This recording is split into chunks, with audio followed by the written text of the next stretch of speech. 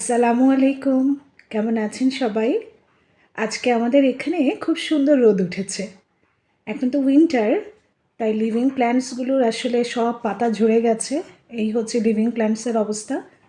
আর এটা artificial plant, তাই কোনো পাতা ঝরেনি।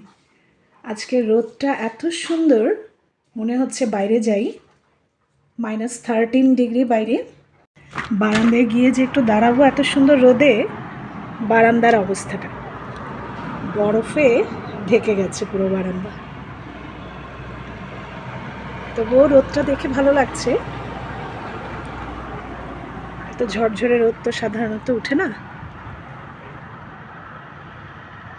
রোদটা উঠলে মনটাই ভালো হয়ে যায়।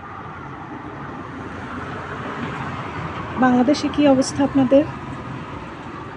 বাংলাদেশেও শুনেছি এবার অনেক ঠান্ডা পড়েছে। সবাই খুব সাবধানে থাকবেন, বাচ্চাদের সাবধানে রাখবেন।